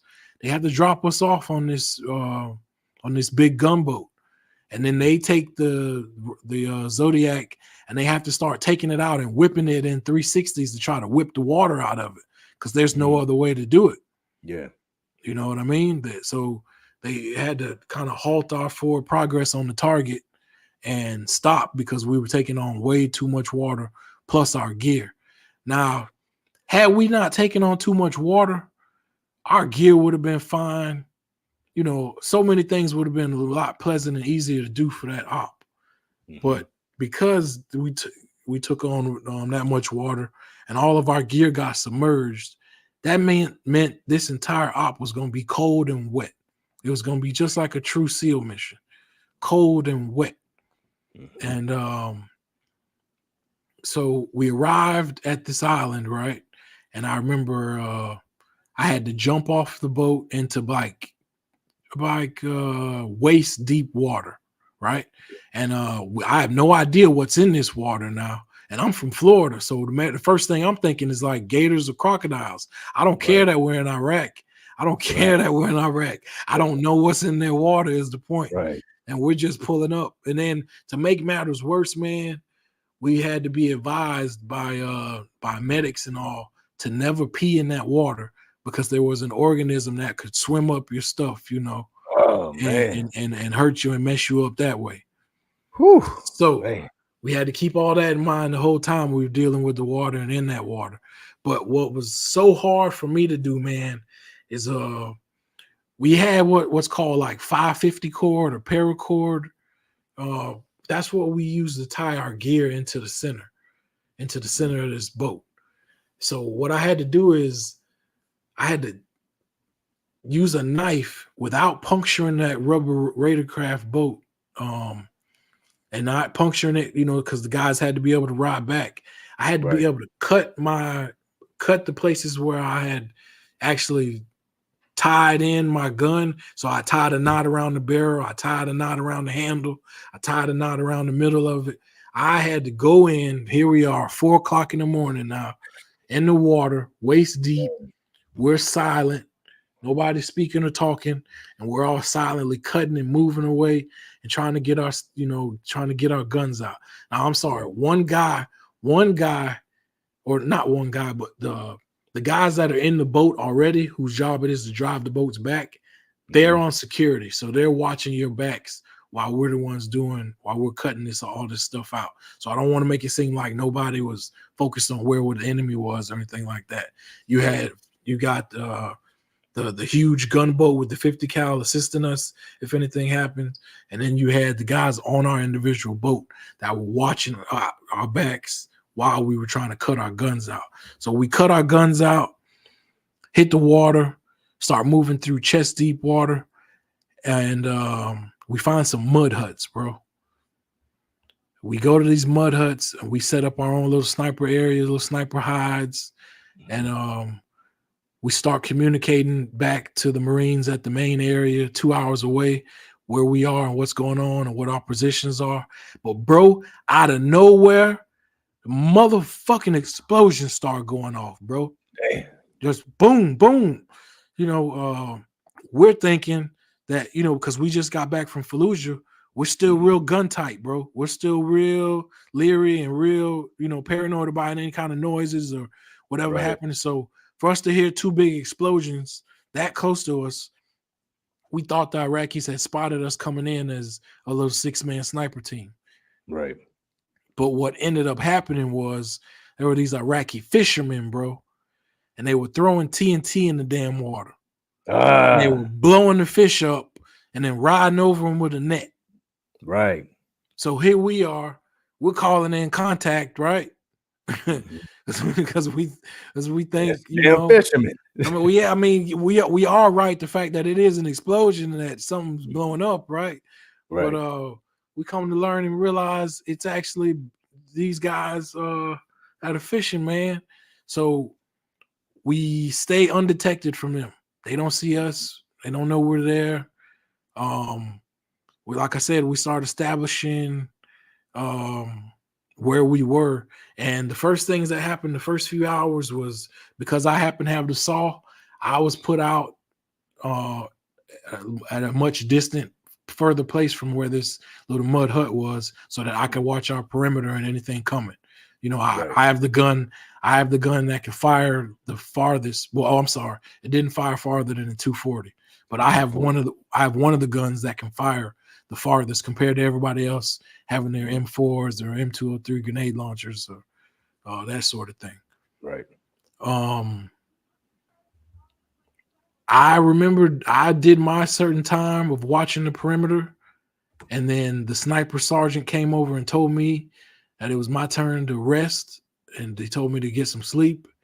So I got my little 1 to 2 hours of sleep, and then I went to the waterproofing bag. We all get these bags that are made out of rubber that are supposed to keep your gear waterproof, right? But your clothes or your socks, whatever you put inside them. But like I told you, we took on so much water on that Zodiac, on that black rubber boat, that all our stuff got submerged in water. So even our backup clothes were wet. Wow. So I'm pissed by then. I won't lie to you. I'm pissed because being a Florida boy, yes, I can deal with operating when cold and wet. I can do it. It's not a thing. It's just, if you want to talk about being your ideal way, I don't want to fight when I'm cold and wet. Indeed. In any way, I would rather be fighting dry and, better able to get at it. But, war is one of those things where you got to come as you are and take things as they are, right? Right. Take situations as they are. So we end up waiting till the sun came up and doing our own little sneaky recon ways of walking around this island. And at times, like I said, walking through chest deep water, just keeping an eye on things, observing people, observing what was happening. And the area seemed to be not much, man. Not much happening there. But what happened tactically for me is I did have to no BS. I had to go during number 2 during this op with the snipers, bro. So man, people don't think about the regular stuff like that. Using the right, it's basic stuff, man. Right. So I have to break out a small little E-tool, which is a little small foldable shovel. I break that out. I dig me a hole. I let the sniper sergeants know, that what I need to do and that how they need to, look out for me and look out for my area that I was watching. And so I was far enough to where I had privacy, but close enough that obviously you can still have an eye on me, but I was behind some trees and whatnot. And after I finished, I had to be able to get rid of everything else and throw everything away so it wouldn't look that I was there, period, because that's the way the snipers roll, So I had to refill the hole, refill everything that I would, had used trash-wise, and keep it moving, man. And eventually we made it back to, like I said, we arrived at about 4 that morning, and probably by like 5 o'clock that afternoon, we got picked up by the platoon of other boats coming out with full of Marines. So the 6 of us got picked up by about 50 or 60 other guys, and then we rode all the way back to the base together. And I'll never forget, I was so tired from that op that I was grabbing an MRE to eat, and I sat back and I leaned against the wall, and I fell asleep with my spoon in my hand. Didn't even get to eat. Man, I was exhausted. Yeah. Exhausted. Yeah. Man. Being cold and wet, that's just kind of that's what that kind of op does to you. It drains you. Indeed. Man, these are some great stories, brother. And the book is going to be full of these type of stories, I'm assuming. Yeah, bro. Yeah, of course. It's called the War Dog Trail. The War Dog Trail. Let me write that in the comments and put that up here. The War Dog Trail. Actually, that's the name of my podcast, so that's why I have them as the same name. Because my podcast, when I have you on my show, is also called the War Dog Trail. Got it. Nice. And it's basically it's I say it as being I think that this you spelled it War Dog, WAR. Hold on, let me see here. Oh man, you're right. I can't see it on my end for some reason. Let me fix that. It's all good anyway, bro. It's all good. Dog Trail. There we go. All right, here we go. All right, there we go. Yeah, that's the name of the book, man. That's the name of the book with all 3 of my tours in Iraq, turning 19, 20, and 21 in the war. Growing up, knowing as a teenager that I had my picture in the book with a dead body beside me, knowing that I had been paid since I was 18 and 19 to carry a gun and to shoot at people because I was a rifleman. I was a Marine rifleman. And what do you do with rifles? Do we bake cookies and shake hands? No. You use a rifle, and that's what right. I will always be proud to say that if you ever need to ask what I was doing, my official title does say nothing else, rifle man, 0311. There's no need to question or ask what I did or contributed to the war, or if I contributed, or if I got into fights. I mean, you hear those words, infantry and rifleman, and I'm trying to come here and give you a good story, a real story. Facts. All right, Facts. A real story about what it was like for a black kid from Orlando, bro. And we appreciate that, brother, man. We appreciate you, brother. You have come on tonight and given us a lot of great information, a lot of great stories that you share with your past and your history. And like I say, brother, the AGG Nation is a home for not only ourselves, it's home for you as well. So anytime you want to come on, brother, and I mean that, you can just come on to be a co-host and say, hey, man, I just want to come out and hang out and hear some gun talk, some two-way talk, man. You are more than welcome, brother. You are more than welcome. Like I say, I support what you're doing for the veterans. We'll connect offline. I'm going to definitely give you my information so we can stay connected offline. But brother, I'm here to support you. I appreciate you coming on tonight, man. Is there any parting words that you want to leave our audience before I do get you out of here? We got about 5 more minutes before I want to wrap things up. Yeah. But do you have anything that you want to share before we get out of here, brother? It's been a great informational night so far. Yeah, be sure to check me out, SgtWarDawgTV.com. Pretty active on my blog there.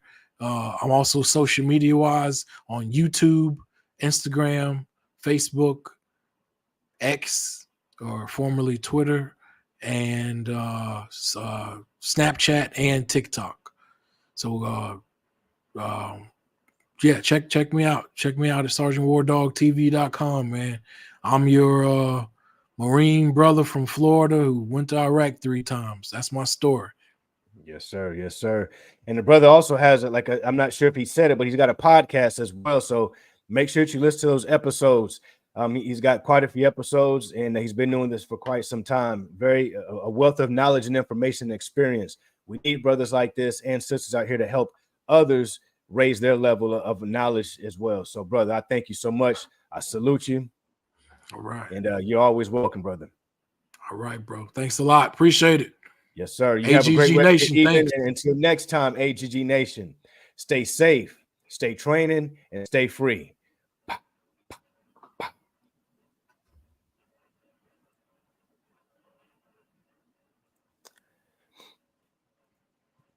All right.